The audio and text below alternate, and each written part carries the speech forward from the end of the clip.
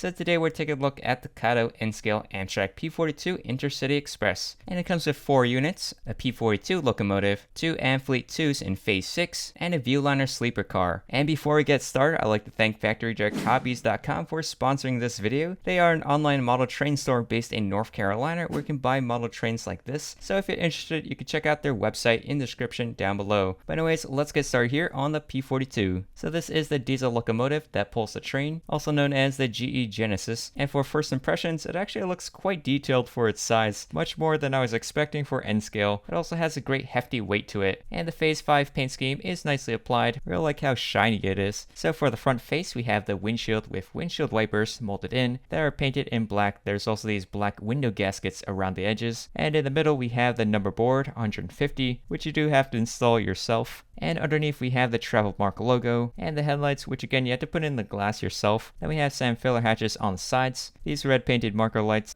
dish lights on the bottom, and some molded in HEP receptacles. Then here's the knuckle coupler, which I did add in the magnetic trip pin. And behind the plow there are some MU cables that are hidden, which is pretty common to see on P42s. One issue though is the printing for the blue. It's a bit fuzzy on the edge, which could be a lot sharper like how they did the red sill. And now for the profile view, you can see the side cab window, bit of interior with seats, and this V-shaped hole. And down here we have some pretty nice molded in detail, like some vents that are for front, the door to access the cab with some grab irons on sides, and a ladder at the bottom. There also is this GE manufacturer's builder's plate, quite small. And here is the truck, which has nice molded in details. It's actually just one big piece. And on the side we have the big Amtrak logo, some more panels molded in, and some vents at the top. Then below we have this air dryer filter, which is actually connected to this pipe. And here's the back of it. Then further down we have these holes. Let me know down in the comments if you guys know what's for. Then we have some air reservoir tanks and a fuel fill. Then we have the road number 150. Then some rear vents and one at the top. There also is this door with a window, ladder at the bottom, and don't forget the battery box. And the rear truck is just like the front. Then here's a view of the back, where we have the headlights, marker lights on the sides with the road number, and some sand filler hatches. Yeah, lots of details molded in. And at the bottom you can add in these MU cables which wrap around. And here's a look at the other side. It's pretty identical. The only real difference is this thing, which I think is a spitter valve. And this panel door doesn't have that vent on the side. Alright, so now let's go check out the roof. So here's how it looks like from the very top. In the front we have the antennas, which is just molded into the shell and painted blue, but in real life it should be a bit more detailed. Then next we have some molded in door latches and an indent for the horn, which is a K5LA. Then behind that we have the exhaust deck, which is silver inside. And then in the back we have the singular radiator fan, which everything's just molded in, but it looks pretty convincing. Alright, now let's go check out the bottom. So in the front we have the coupler, which has this metal plate which acts as a spring. And then here's the truck with these exposed gears. And Kato is made in Japan. And here's the rear truck. Alright, so now let's compare N-Scale to HO Scale, which is 1:87, while N-Scale is 1:160. It's also 2 different brands, Athearn Genesis versus Kato. Now right off the bat, the first difference I could tell is the Amtrak blue color. On Athearn, it's more turquoise-ish, which I think is more accurate, while Kato has this darker plain blue, but it might vary depending on lighting. So another difference are the windshield wipers. They're actually a separately applied piece, while on Kato it's molded in, but they did paint it black, which seems to be more accurate than the silver. Also the number boards have different styles, with the white background versus blue, and the blue one is a newer style like this one over here. Now the Athearn has a lot of painted HEP receptacles and all that, while on Kato they just left it blank. Athearn uses a brown coupler, which is more realistic, while on Kato it's kind of like a black gray. Also on the Athearn, there's a lot of MU hoses and detail on the plow, while Kato has a more simple design. There's no real holes in the plow, it's just indents, but there are some MU hoses behind it, which is a lot more common to see in real life. Most pictures I see of P42s, they don't have the cables out, but it's still possible. Also on Kato, the marker lights are just painted red, while Athearn uses real bulbs for that. And they also have side view mirrors, which aren't present on Kato. And also if you look at the rooftop antenna, it's pretty basic. On Athearn, it's a lot more defined, and it has the more accurate silver finish. Alright, so now let's compare the sides. They look similar, but again, Athearn has a lot more detail with the shading in the vents, and some additional tiny printed labels on the door and the side. Also, these grab irons are separately applied. While on the Kato, it's mostly molded in, and they only have the GE and the F. And here's a look at the truck on the Athearn, really nicely defined. Now one thing I've noticed, the truck is the same color as the Pilot, but on the Kato they use a lighter shade of gray. It's a little bit brownish compared to the front part. Also, if you look at the travel mark logo, there is a bit of overlap with this panel, which is a bit inaccurate. The Athearn one has the correct spacing. Kato does have a lot of the essential details, like the air dryer filter, and the air reservoir tanks on the bottom, just they didn't paint the fuel fill cap red. Now for the back view, Kato does have all the main details of this, but one big difference is the door window. On Kato, there's a black window gasket, and it's more square, while it's more rectangular on Athearn. I think in this case, the Kato one looks more like the prototype, but Athearn still has an edge with this door handle really molded in, not to mention all these MU cable receptacles at the bottom. It is a lot more indented and three-dimensional. Now if you compare the rooftops, the Athearn horn does have these holes in the front, while the Kato has a more flatter appearance. And for the exhaust stack, it's actually not that different, just the Athearn one is white inside. And for the radiator fan, it is a separately applied piece with these silver blades, while on Kato, it's all molded in. And for the bottom, looks pretty similar, but Athearn has more piping detail. Alright, now we're going to move on to the passenger cars. So right here is the Amfleet II. It's a coach in Phase 6 livery, and it has a nice stainless steel metallic coat to it. Very shiny. Alright, so first we're going to take a look at the end where there's this black gangway, which is molded in, it does not move. They also have these grab irons that stick out, but really should not be black. Some more molded in details, grab irons at the bottom. Although they are molded in, it does look pretty good. Then in the middle we have the coupler, which actually moves with the truck. Also besides the door we have some red marker lights, and to the side we have a door on the end. I never really noticed that the window is actually offset to the side, and on the edge there is a grab iron and stirrup step, which is pretty thin. Now it is a bit weird since the other side, the stirrup step's actually wider. So it turns out in the prototype, it's actually not this narrow. I think Kato just made it like this so it's more durable and doesn't stick out. Then we have a pair of vents at the top and some fluting going across. Very characteristic of the Amfleets. And here is an LED display, although it's blank. Then to the side it says welcome, coach class, it's wheelchair accessible, and the car number 25101. And at the bottom here is the bogie, which rotates separately from the suspension, and the wheels they do turn, so yeah, very realistic looking. Then we have the windows on the side, which has 4 on this end, a gap, and then another 5. And if you look inside, there are some seats, which are just white with armrests, which is pretty cool. In the center, there's a car number plate. And on the other side, there's a bunch of these boxes for detail, which go all the way across. And on the other end, we have the vents at the top, travel mark logo, and car number. And the other side's pretty much the same, just the stirrup step. It is wider on this end. And the bits hanging underneath are going to be a bit different. So now let's go check out the roof section. Yeah, just a bunch of fluting, and on the ends there's a trim, and this pair of lines which line up with the gangway, and there is a sprue point here in the middle, and the other side's the same thing. And now let's go check out the bottom. So here's the range of motion of the truck, and the coupler box has a spring inside of it, and it looks like they have some electrical contacts, which you can use if you install the lighting kit. Lots of boxes on the bottom, and you can see the ribbing in the middle, and this is also made in Japan. And this set comes with a second Amfleet II, which is practically identical. The only difference is the car number is 25035.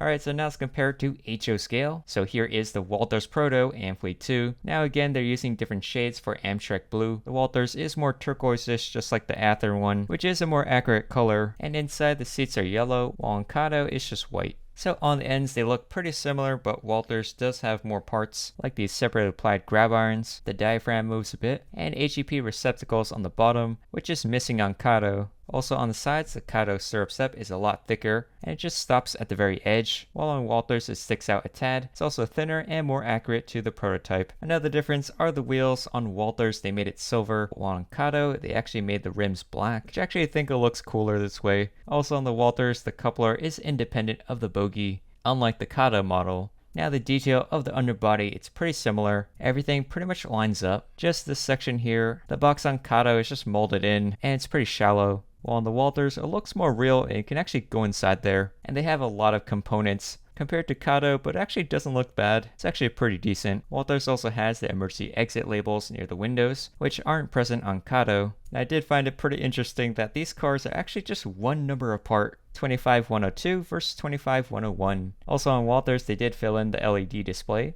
And the big difference on this end, compare this stirrup step to the Kato one, it's just way too narrow over here. Alright, now for our last car, the Viewliner I Sleeper in Phase 6, which is pretty special because it has these upper windows at the top. So in the front on top, there's sort of like this pyramid shape molded in, and it is a bit different from the Amfleets we looked at before. Can see it is much taller, and also the window sizes are different, and it doesn't have these grab irons on the side. The Viewliners are more boxy than the Amfleets, which are round. Now we're going to take a look at the side, and it's actually quite interesting just how many latches are on this door. And we also have a stirrup step embedded in the corner, some printed detail, it's a sleeping car, the Amtrak travel mark logo, and the car number. And here is the truck, which looks pretty nice. The side mounts are actually attached to the truck, and it's a different style from the ones on the Amfleets. Alright, so moving along, we have these 3 windows, which you can see a bit of the interior. This part though, it's just walls. And then on the bottom we have this big box. And in the middle it says it's Viewliner 62004. And this is the part where they have upper windows on the top, and some more details on the bottom. There is this line on the box, but I think it's just an artifact from the molding process, which there is another streak right over here. And this section does have some seats inside. And then on the other end, there is a stirrup step, and it's a little lip that sticks out. And for this gangway, it actually surprised me because it has a double door, and there's also some more molded in detail than the other side. Then you have more of these double-decker windows. Again, you can see the seats inside. They can actually fold out to become beds. And this box is supposed to be a toilet and sink inside. And then for the upper level, they actually cut off the tops of it. In real life, there would be this upper bunk bed, but I guess they need the room for the LED lights. And this side has double-decker windows all the way across. And these last 3 windows are actually bedrooms, which are bigger. They also have these vents here in the middle, which is present on both sides. And I don't know why, but there's a seam around this part. Maybe you can modify it to add in a door or something. And now for the roof section, which there is this boardwalk that goes all the way across. And it has these rivets on the sides and kind of slants down, so it's not perfectly flat. There also is this small antenna just on one side. And that's pretty much it. And now for the bottom view, we got the truck on the end, which just moves with the coupler. It's really different that the side frames are on the outside of the wheels versus the inside on the Amfleets. Got the box, the tank, and all the other bottom details. Again, made in Japan. And here's the other side. Alright, so now let's combine them together. So here is the train assembled. It actually looks quite nice, and it can move quite freely. But yeah, let's go test this on the layout.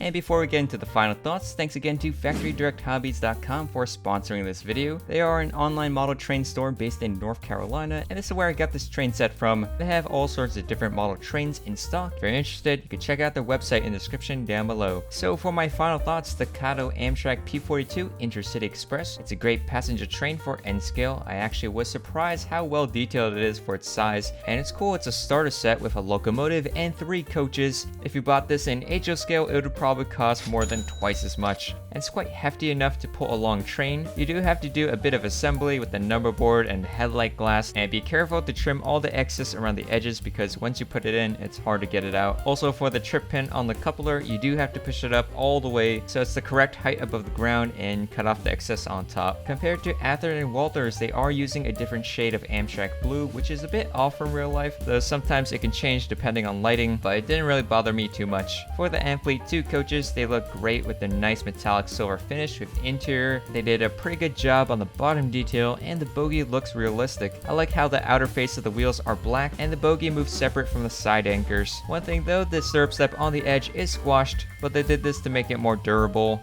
Also, it doesn't roll as freely as the Viewliner, but this isn't Kato's fault. Walthers also doesn't roll well because that's the way the truck is designed, with the frame being on the inner part than the outer edge. And last, for the Viewliner, it's actually my first Viewliner sleeper, which I never had in HO scale, so I always wanted it since it's common to see on Amtrak trains in the east, where I'm a skull model with these upper windows, and I didn't realize that they had double doors on one end, regular door on the other. Overall, I would recommend this set if you want a nice Amtrak train. Great place to start. But yeah, I hope you guys enjoy this video. If you do, hit the like button. Let me know down in the comments what you guys think. Subscribe if you haven't already, and I'll see you guys in the next one. Bye.